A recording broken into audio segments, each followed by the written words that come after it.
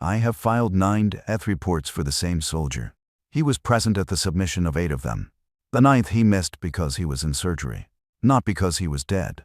The surgery was, by any reasonable definition, elective. He signed the consent form in the same hand he used to hold the trench line 20 minutes earlier. His doctors have stopped arguing with him about this. I have reviewed the relevant medical documentation.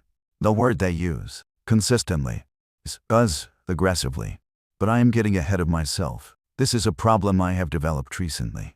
Before the Col VAR Basin engagement, I did not get ahead of myself. I did not get anywhere I had not already mapped. My name is Quelasa. I am a Tharvian field documentarian, assigned to the Conclave Observer Corps for 280 cycles. At that time, I have catalogued 39 distinct species in active conflict theaters. I have witnessed the fall of 2 civilizations, the end of 1 war, and the beginning of 4 others. I have submitted 9,214 field reports. Every one of them was accurate. I tell you this so that what follows has the correct weight. The facility on SHR at IV's upper moon had no windows. 3 minutes remained on the detonation clock. 200k each soldiers stood between our position and the perimeter fence, and I used the word "our" with full awareness that for months earlier I would not have used it. I was an observer. Observers do not have positions. They have vantage points. I was gripping my recording equipment with all 6 limbs. Corporal Desferin turned. He had 2 fingers missing from his left hand, the ring in the small finger gone at the second knuckle from an incident that preceded my observation window, and the gap between them was the first thing I had ever noticed about him, back when I watched him through drone feeds and thought he was tapping the rifle stock out of nerves. He wasn't nervous. He was keeping time. There was a difference, and I had been wrong about it. And I was wrong about many things in those early weeks. But that one I remember with particular clarity. He tapped the gap twice, the alt rhythm. Then he looked at me with an expression I had learned for months of field documentation does recalibrate certain perceptual baselines to identify as the last thing soldiers see before something goes wrong for them. You keep calling things impossible, Farron said. You've been watching us for 4 months. When have we ever cared? He charged. Not a tactical advance. Not a calculated push with prepared positions and probabilistic cover assessment. 50 meters of open composite flooring. Full sprint, firing from the hip, directly into 200 enemy soldiers.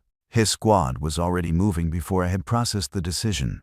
49 humans who had been told, in the clearest possible terms, that the route to extraction did not exist, and they followed him without a second's hesitation, without a calculation, without a word. I had 2 seconds to choose between staying in a building that was going to be a crater and following them into a wall of enemy fire. My secondary eyelids were going. Both sets, completely out of synchronization. I ran.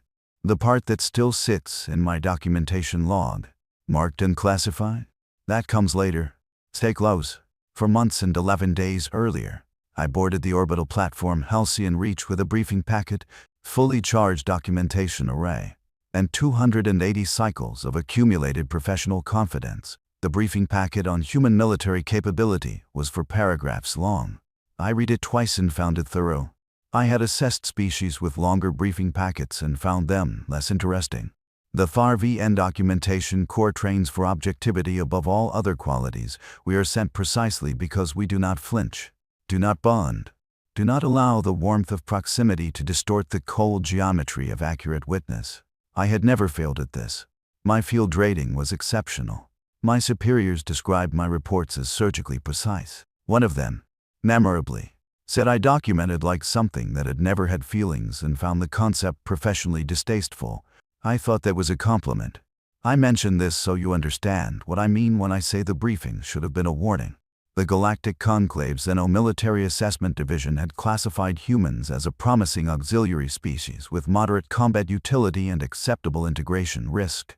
This was, in the official record, a positive designation. Several species never achieved promising. The briefing noted high pain tolerance, unusual neurological resilience, and what the assessing xenobiologist described as an anomalous capacity for continued function under physical duress that warrants further study. It also noted that human social bonding patterns within military units were unusually robust and might present elevated morale response to peer casualties that could complicate tactical prediction models. What the briefing did not have, anywhere in its 4 paragraphs, was a field for spite. I note this omission because it was, in retrospect, the most significant data gap in the entire document. My drone feeds picked up Col VAR Basin 3 days before the KETH Sovereignty's first assault. Shil SHR at IV is a fringe world geothermally active, mineral-rich, perpetually shrouded in sulfurous yellow haze that turns the canyon walls the color of a bruise. The human garrison had been planestodite for 11 days. In that time, they had fortified 3 defensive positions, named 17 geographic features, and established a patrol schedule timed deliberately to the geothermal venting events the humans had collectively named the Grumble. Not a formal designation, a consensus decision that apparently emerged over a meal. I found no record of a meeting. They had also named a collapsed storage unit the library. I asked my liaison contact about this. She was a human logistics coordinator named Priya, who found my questions charming in a way that suggested she found me faintly ridiculous. And she said, without looking up from her inventory manifest because Sorrel keeps his books in there. This was not an explanation. I logged it as a cultural artifact requiring further study and moved on. Private Sorrel was 19 years old by human age reckoning, the youngest member of Corporal Farron's squad. He carried a physical book paper, bound, printed text. In the era of full-resolution haptic data storage and read it during every lull in activity. I never identified the title from the drone feeds. He held it at an angle that consistently obscured the cover. Whether this was deliberate, I cannot determine. I logged it as possibly deliberate. Staff Sergeant Muir never spoke during engagements. This would not have been notable except that Muir communicated everything necessary through hand signals and a system of raised eyebrow gradations that the rest of the squad without apparent difficulty. Farron described Muir, in a conversation I captured on the ambient array, as practically a genius, just not verbally. Muir raised both eyebrows at this. I believe this meant agreement. Corporal Windasa was Farron's second. Docile aft, constantly, including at incoming fire. I logged this as a pathological stress response and later revised the classification to operational baseline do not flag. And then there was Farron himself. My first clear drone feed image, a man checking the canyon rim at 600 local, medium build, unremarkable height by human standards, left hand missing the 2 outer fingers. He was tapping the gap between them against the stock of his rifle ring finger side, middle finger side, ring, middle. A quiet alternating beat like someone keeping time to a song only he could hear. My initial assessment. Logged at 612 that morning.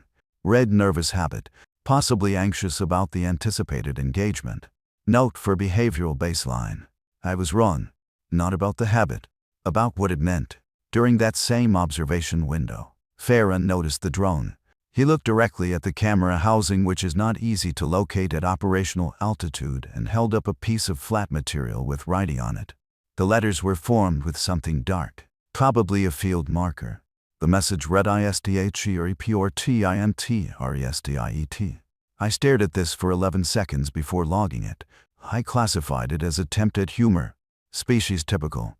Significance unclear. The reason I remember the 11 seconds is that I had never, across 280 cycles and 39 species, needed 11 seconds to classify anything. The tally disk appeared on feed 3 days later. During a lull between patrol rotations, Farron was sitting against us and back wall in the eastern defensive position with Dossie and Muir. He reached into the front of his armor, the chest cavity, close to the sternum, where the heat of the body concentrates, and set something on the sandbag between them. A flat heckling disc, dark iron alloy, small enough to close a fist around. 7 marks on its face, carved in 3 groups 3, 1, not stamped by machine, carved by hand, with a blade. You could tell from the variation in depth. Dasa looked at the disc and said something I didn't catch. Farron said something back. Docile aft. Neil raised one eyebrow. I logged the disc as a psychological coping artifact. A tally of something, combat actions, perhaps, or close calls of some kind. I moved on to the orbital logistics data I also needed to document. I was wrong about the disc too. But I wouldn't understand that for another 3 months. The each sovereignty's forces arrived at Col Var Basin 8 days later, at 340 local time, 3 hours before the light changed and 40 minutes before the geothermal grumble would have masked their approach. Marshal Cast Viren Okdhu all commanded a force that outnumbered the human garrison for 2. He had superior armor, superior ordnance, 3 centuries of unbroken military doctrine, and chrome top-hor patches on his neck that sacked a steady, neutral gray throughout the Prius all positioning phase. Neutral gray in a KETH officer means the math is working. THU all was not concerned. The KCH outnumbered the human garrison for 2-1. They had superior armor, superior ordnance, and 3 centuries of unbroken military doctrine. The humans had been planestidite for 11 days. The briefing I had received described them as a promising auxiliary species with moderate combat utility. The briefing did not have a field for spite. The artillery opened at 347. The shelling was thorough enough that I checked the ground temperature readings twice. The shelling stopped at 411. THU all's ground forces began their advance. The humans came out of the collapsed bunkers still shooting. Not all of them. Some were wounded. Some were down. And I logged those numbers with the clinical precision my training demanded. But the ones who were upright were firing before the dust had settled. And they were not retreating. They were moving laterally through the debris, using collapsed sections of their own fortifications as cover improvised. Positional. Nothing that matched any combat doctrine I had on record. I tore up the preliminary framework. Farron appeared on feed 7 minutes into the ground engagement. He and 4 members of his squad had reached a disabled KETH armored unit, one of the advance walkers, brought down by something the humans had apparently buried in the canyon floor during the 11 days before the assault, the existence of which was not in any intelligence summary I had received. They were using it as a barricade, rolling it, moving it forward, moving it toward the enemy. THUL's chrome atop was shifted. Not fully. Flicker a wash of amber through the neutral gray, gone in under 2 seconds. Amber meant the math had produced an unexpected variable. My secondary eyelids began their involuntary flutter. I logged it, officially, as a response to particulate matter in the ambient feed. It was also not the reason. The initial assault lasted 6 hours. 6 hours is a long time to hold against for 2-1 odds with superior enemy armor and artillery support. The engagement models I carry projected human collapse at the 2-hour mark with high confidence. They do not account for what I can only describe inadequately as sheer nerve. The KH fell back at R6 to regroup. I transmitted to Conclave Command. Human forces demonstrate unexpected persistence. Morale appears unaffected by significant casualties. Further observation required. What I meant was something is wrong with my baseline assumptions. They came back reinforced. 3 days of intermittent skirmishing. Then the heavy walkers arrived. The fighting concentrated on the ridge above the main garrison position, a narrow elevated spine of canyon rock that the humans had named the Bone Corridor. Whoever held it controlled the battle. Farron's squad was assigned to hold it. 11 soldiers, against a reinforced KETH alt-element pushing walkers up a canyon ridge. I calculated their survival window at under 4 hours. 4 hours was generous. They held for 2 days. I stopped calculating survival windows sometime around R30. The math had become, and I want to be precise, he ran insult to what I was observing. Private Sorrel ran out of rifle ammunition on day 2. Then KETH weapons, and I watched him pick up a chunk of canyon rock and set it at his station like inventory. I did not know what category to file it under. I still don't. Muir took a shrapnel wound to the shoulder and did not report it. Farron noticed he noticed everything about his people, and Muir raised a single eyebrow. Muir kept signaling with the injured arm. The signals were slower. They were still accurate. The KETH pulled back from the Bone Corridor after 48 hours. THUL's chroma top hors stayed gray throughout. He called it doctrinal repositioning. 11 soldiers had held the ridge for 2 days. Before I tell you what happened next, I need to tell you about something small. Between the Bone Corridor and the 4th assault, there was a 6-hour lull.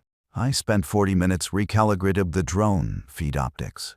Routine maintenance. The sulfur content in the atmosphere was degrading lens clarity. And a field documentarian who submits blurry documentation is not a field documentarian for long. I calibrated the northeast drone, then the rim unit, then the primary feed array. I logged each calibration with a timestamp. It was thorough. It was ordinary. Then, the HCH energy weapon hit Corporal Farron in the chest. THUL had learned it from the bone corridor. He sent numbers this time, a ground wave with energy weapon support at the flanks, heavy-grade units sufficient to trigger cardiac events in species with comparable biology. The Conclave's notes on human cardiovascular resilience had described it as elevated. The notes had not defined elevated in units I could apply to the current situation. The weapon hit Farron mid-chest. The armor at the contact point melted, not burned. Melted. The composite material going smooth and concave at the center like something had pushed through from inside. Farron went down and did not move. I marked him killed in action at 13:47 local time. I updated the casualty log. I noted the weapon type, the contact point, the probable biological outcome. I did all of this with the precision that 280 cycles of training had built into me as something close to reflex. Then I sat. 3 minutes. My dorsal bioluminescent stripe had gone to near zero output sometime in the previous 4 hours. I did not notice this in the moment. On the squad's communications channel, sounds began. My translator rendered them. I rejected the rendering not because it was inaccurate. The translator said grief. It said fury. It said these two things were present simultaneously, from the same voices. And I sat with that because in 39 species of observation I had never encountered a grief that was also the word for something that made you hit harder. The squad fought harder. This is not how casualties are supposed to work. Every Xeno military assessment framework in the Conclave's research library agrees unit morale degrades as casualties accumulate. You lose people.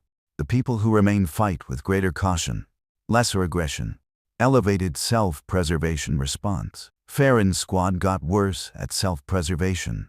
I noted this in the log. I did not know what to do with it. I noted that too. 3 days later, Corporal Des Farron walked into the forward con and post and asked for coffee. He was upright, ambulatory, wearing a borrowed uniform because his armor was in 3 separate pieces. He sat down across from Captain Senna Akwu's tactical station and said, "I heard we held the corridor." Good. My secondary eyelids fluttered for 4 consecutive minutes. I logged this as a malfunction. It was not a malfunction. I submitted the following correction to Conclave Documentation Control: previous casualty report for Corporal Farron, filed 13:47 local time. Requires urgent amendment. Status update alive. Mechanism under investigation. Request immediate clarification on human biological recovery parameters. Note this request is sincere. I obtained Farron's medical file through my Conclave Observer access. Corporal Farron's cumulative injuries across the Cole VAR basin engagement were as follows: 2 energy weapon strikes, 1 structural collapse, 1 Blustwurf concussion event, 4 shrapnel extractions totaling 31 fragments, and 1 clinical cardiac cessation lasting for minutes. He had been cleared for return to duty after each incident by signing a waiver his doctors described as aggressively voluntary. 4 minutes of cardiac cessation. The human heart had stopped. It had started again. He had signed a form. I stared at the words aggressively voluntary for a long time. I still think about them.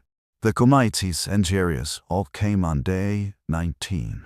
The assault was different: incendiary ordnance first, before the ground forces, targeting fuel storage and the remaining prefab structures. Within 12 minutes, 3 of the 4 defensive positions had visible fire. Canyon turned from bruised yellow to something closer to the color of an old wound. The human lines broke. The first genuine retreat I had observed. Burning armor through the feed. Wounded being carried and dragged. THUL's chromatophores went fully warm for the first time, full saturation, a color I had no Tharvn word for but my documentation instinct labeled. Uncomfortably, his triumph, he advanced his forces into the canyon floor between the burning positions and the retreating human line. Then the mines detonated. Not one. A sequential series running the full length of the canyon floor, a minefield that had not been there 48 hours earlier. The humans had laid it during the retreat. The retreat had not been a retreat. It had been a door they opened and then closed on whatever walked through. THUL's chromatophores went gray. I sat back. For a long time, I did not write anything. They planned this. I wrote. Eventually. They planned their own retreat and converted it into an ambush. They were already losing and they were planning. I have observed 39 species in combat across 280 cycles. None of them have ever made me feel that I was the one who misunderstood something fundamental about the nature of war. I wrote that in a private log. By that point, I had 3 private logs open simultaneously. This was unprecedented in my career. I reviewed my documentation logs during the resupply window before the SUVA and assignment briefing and found something I had not intended to find. My reports were getting longer. Not longer in the way a complex engagement warrants more incidents, more variables. Longer, differently. The incident entries were acquiring subordinate clauses they did not need. I had spent 4 sentences describing the way DASA laughed when the KETH Walker hit the ridge mine, not the tactical outcome, but the laugh itself. 4 sentences. On a sound. I had been editorializing. I had not noticed when it started. ATHRVN documentarian who editorializes has crossed the line our training calls the proximity error, the gradual replacement of accurate witness with invested witness. I had taught junior documentarians about this line. I closed the log review and opened a new file. I wrote 2 sentences of clinical, accurate field reporting. Then I went back and added a 3rd sentence about the way Farron had looked at DASA after the laugh. Fond. The word I had used was fond. I left it in. Round 6 of the Colvier Basin engagement began on day 24. The mass KET assault hit all 3 remaining garrison positions simultaneously, a coordinated 3-point push to strip the humans of mutual support. Energy weapon support was heavier, better positioned, operating from the canyon rim. It was doctrine refined by experience and executed with precision. Farron was back on the line. He should not have been. 2 days out of the field hospital. Mandatory 48-hour restricted duty notation attached to his discharge. He had signed a waiver described by the attending physician as the most aggressively voluntary document this field hospital has processed in 6 months of active engagement support, and we have processed several. He was at the Eastern Trench at 500. Doing the thing I had logged 17 times, now moving along the trench line, counting his people one by one, not the fast scan of a soldier checking positions. I deliberate count, name by name, face by face, making eye contact with each of them and holding it for exactly long enough to mean something. DASA, Nior, Sorrel, Book's pine visible above his jacket flap. 6 others whose names I had recorded accurately and whose faces I had learned without meaning to. Farron completed the count. He tapped the rifle stock twice. He settled into position. The assault broke across all 3 positions at 517. The Eastern Trench held for the first hour. Muir's hand signals were faster than I had seen them across the entire engagement. Sorrel operated a captured KETH energy weapon with focused calm. DASA was laughing. Tacit each fragmentation device landed in the Eastern Trench at 631. Unterspulsen. Proximity fused. Designed to saturate a roughly 4-meter radius with high-velocity fragments. 8 soldiers spaced across 6 meters of position. Farron looked at the device. He looked at his squad. Both actions took less than 1 second combined. Then, he covered it. I deliberate. Controlled movement. Body placed with intention over the fused device. Arms tucking inward, face down. The blast shredded the back of his armor in a pattern the field medic later described as structurally inconsistent with survival. The fragments that would have distributed across 6 meters distributed into a surface area significantly smaller. Farron stood up. He called for a medic. His voice was steady, not the steadiness of shock, which sounds like something else entirely. The steadiness of a man who had made a calculation, who was continuing to operate within it. He specified the medic should come after they cleared the position. On the common feed. Did not speak for 1 full minute. I filed the second killed in action report for Corporal Farron at 630. I retracted it at 634. The engagement was still ongoing when I filed the retraction. Conclave documentation protocols have no procedure for retracting a casualty report while the casualty is actively engaged in the combat event from which the casualty was reported. The protocol gap had presumably never needed addressing before. The stalemate settled over Colvier Basin like the sulfur haze slowly, until it was simply the condition of the place. The KETH could not advance through the burn zone. The humans could not push through the KETH line with their remaining numbers. THU's chromatopores had gone to a color I had not seen on him before, not calculation gray, not amber, not the warm triumph color. Something between all of them. Conclave assessment team arrived. Human reinforcements followed. Depth infiltration unit. 50 soldiers, specialized in high-value target elimination. The Suvan complex had been identified as the strategic center of KETH weapons manufacturing in this sector. Destroy Suvan, and the sovereignty's capacity to sustain offensive operations dropped by an assessed 40%. I requested an observer embed on the infiltration team. Captain Akwu looked at me for a moment. 6-limbed. Documentation array mounted across 3 limbs.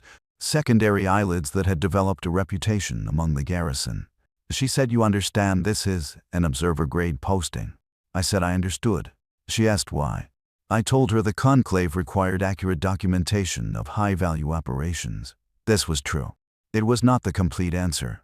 The complete answer was in my private log, filed that evening. I do not believe I can observe this man die a third time and continue filing accurate reports. The proximity error, if that is what this is, appears to have become structural. Akwu approved the embed. I believe she knew the complete answer. She did not ask for it. The Suva-An complex occupied a fortified position on the inner system world of N. Evil reached 6 levels. Weapons manufacturing on the lower 3. Garrison and command on the upper 3. The infiltration team went in through a maintenance access point with an 11-minute sensor gap on a rotating cycle. They made it in 9.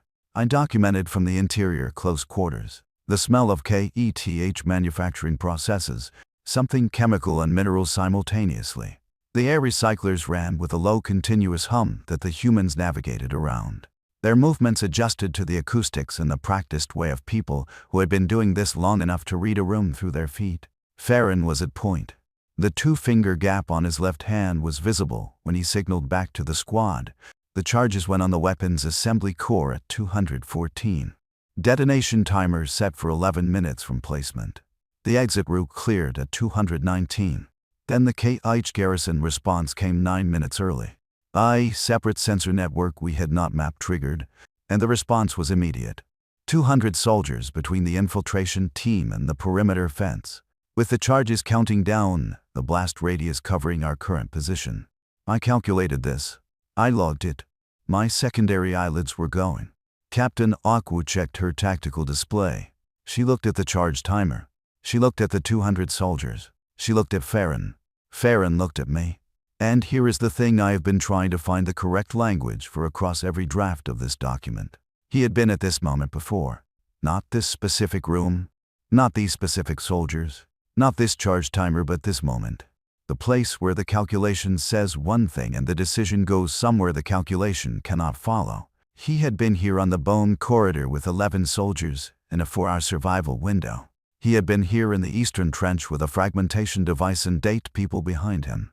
He had been here every time the math produced an answer that he looked at and decided, without apparent anguish, was not the answer he was going to accept. He tapped the gap between his fingers. Ring side, niddle side, ring, niddle, twice. You keep calling things impossible. Farron said. You've been watching us for 4 months. When have we ever cared? The words landed differently now. I knew what 4 months meant. I knew what the bone corridor meant. And the trench. And the 7 marks on the tally disc that had become 8 somewhere between the cardiac event and the unauthorized return to duty. He was giving me a choice. He charged. 50 meters of composite flooring. Full sprint. Firing from the hip. The left hand with 2 missing fingers operating the weapon with a speed I had documented and still found difficult to fully process. His squad was moving before the sound of his first footfall had finished. Not after. Before, as though the decision had been made before he moved. As though they had all made it together in some channel I could not access and never would. 49 humans who had been told the route didn't exist. The rest of the strike team had to seconds. I gripped my recording equipment. I ran. What followed is in the official record. I submitted the footage, all of it including the sections where my documentation array is visibly in motion, where the audio captures my footfalls alongside 50 humans, where any reviewing analyst will observe that the conclave observer assigned to document this engagement was not observing it from a safe position but was, by any accurate description, participating in it. I did not edit the footage before submission. I considered it. I left it in. 38 each line did not hold. Not because of numbers. It didn't hold because each doctrine, in 3 centuries of refinement, had never built a response to a force that hit without slowing, without the half-second of biological hesitation that every species shows at the moment of committing to a charge. There was no hesitation. There was Farron, and then there was the squad, and then there was the rest of us. And the each line had been built for enemies who believed in the math right up until the moment of impact. A gap opened. The gap became a breach. The breach became a corridor 6 soldiers wide, and then 8, and then the whole squad was through. Still moving. Not slowing. And the each soldiers repositioning to respond found no one left to respond to. Farron was the last one through the fence. The facility detonated. The shockwave came as pressure, first a force that arrived before the sound and removed me from vertical. I was on the ground. My documentation array had sustained damage 2 of the 3 mounting limbs. Through my primary lids. Through my secondary lids. Both sets going completely without synchronization. I saw the SUVA and complex become light, and then become sound, and then become a column of rising heat against the night sky of an evil reach. And, in the foreground, in the firelight, Corporal Des Farron stood, bleeding. His back was open where the armor had been. New shrapnel visible at his left leg below the knee. He was not looking at the fire. He was not looking at the each soldiers, who were no longer advancing. He was turned toward his people, already counting name by name, face by face. Sound off, he said. The voice was steady. The same steady as asking for coffee 3 days after cardiac cessation. The same steady as a species that had decided, at some point before I started documenting them, that steadiness was not a trait you had or didn't have, but a thing you chose. Repeatedly, in the moments when choosing it cost the most. 27 voices answered. 23 did not. Farron closed his eyes for exactly 3 seconds. 3 seconds of stillness in a field of burning debris. 27 people watching him be still, waiting for whatever came after the stillness. He opened his eyes. Move to extraction, he said. We're not leaving anyone on this ground. My recording equipment had not stopped running. It captured everything: the shockwave, the impact, the 2 mounting limb failures, and now this. Somewhere in the part of my mind that had been a Tharv and field documentarian for 280 cycles, I registered that the conclave would receive footage of their observer on the ground, equipment damaged, secondary eyelids uncontrolled, having sprinted through enemy fire alongside 50 humans. The footage existed. It was accurate. I was not going to edit it. The extraction ships came up through the smoke at 310. Nobody spoke for the first hour. The surviving members of the strike team sat in the cargo hold with their equipment. 23 sets of gear belonging to soldiers who were not there to carry it, stacked carefully along the port wall. Private Sorrell's squad mate had a photograph clipped to the inside of a helmet visor. I saw it when the helmet was set down. I did not document what was in the photograph. Some things are not for the record. Captain Aku submitted her mission report at 400. Regulations required a minimum 50 words. Aku's summary was 54. The 4 additional words were they followed. We won. Colonel Brast E. Reviewing the casualty count at Halcyon Reach. Went quiet when the numbers came through. I sustained quiet. Longer than the operational pod. His communications officer asked if he needed anything. Brasty said no and sat with the quiet for another full minute before beginning the formal notification process for 23 families on worlds he would probably never visit. Farron was treated for shrapnel wounds, blastwolf concussion, and secondary trauma to the back. His attending physician's summary included the following notation: Observer, please stop requesting this man's file. He's fine. He's always fine. It's not normal, and we've stopped questioning it. I requested a copy of the summary for the conclave file. I received it with the notation already attached. It had been added before I asked. On the transport back to Halcyon Reach, you reach Quelosis, that beside Corporal Des Farron in a cargo bay that smelled of recycled Darren field antiseptic and the faint mineral tang that SHR at IV's atmosphere had embedded in everything we were wearing. The tally disc was on his knee. 9 marks, 3 groups of 3. The last group complete now. Each line carved by hand with a blade in whatever quiet moment the canyon had offered between one assault and the next. Why? I asked. Not about the Suvan mission. About all of it. About 11 days in a canyon before anyone shot at them, and the tally they had already started keeping. About a cardiac event and a waiver described as aggressively voluntary. About a fragmentation device and a trench with 8 people in it and 1 body between them and it. Farron was quiet for a moment. Not the tactical quiet of a man thinking about the next problem, the other quiet. The one I had only seen twice before. Both times when he was watching his squad. They were asleep across the cargo hold. Dasa with his head on Muir's shoulder, which Muir was permitting with an expression of dignified tolerance. Sorrel against the port wall, book open in his lap, face locked, asleep between one sentence and the next. The others in whatever configuration the space allowed.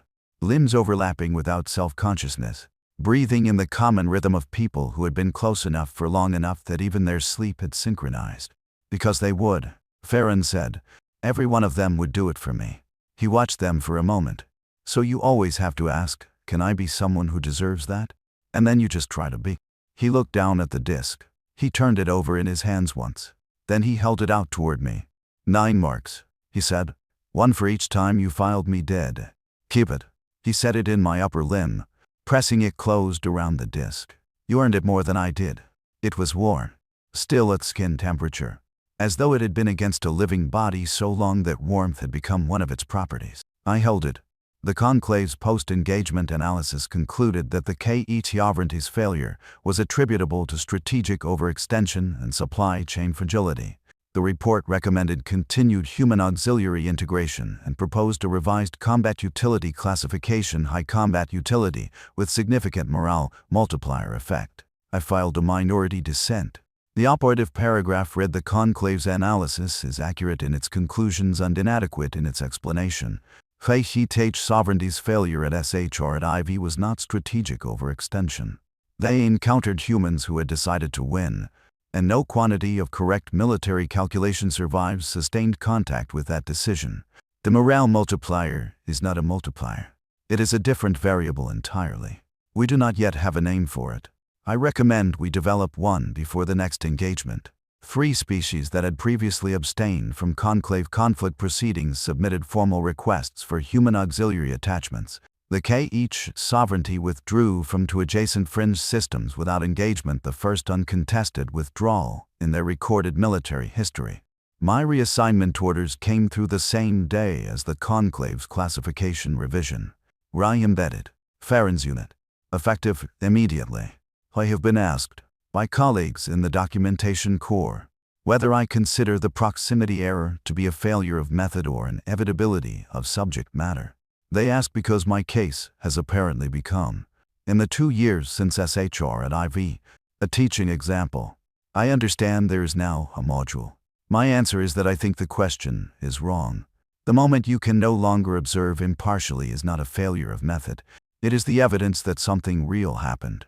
Impartiality is a tool for accurate witnessing, and accurate witnessing is the goal. If the tool breaks, what matters is whether the witnessing stayed accurate. Mine did. It was harder without the tool. It was also more complete. I have submitted 9,641 field reports in my career. 9 of them required post-submission corrections. All 9 were about the same man. The reassignment file sits in my documentation array now, open, beside the mission parameters for the unit's next deployment. The details are classified at a level above this account's clearance. What I can describe Farron running the cremation count this morning, moving through the squad, name by name, face by face, holding the eye contact for exactly long enough. The tally disc in my upper limb, held against the documentation array. Lore, my bioluminescence dorsal stripe, which dims under stress and had stayed near 0 for 4 months in Colvier Basin, running steady and bright down my back in the Ferdinand light of halcyon reach. Dasa, somewhere behind me, already laughing at something.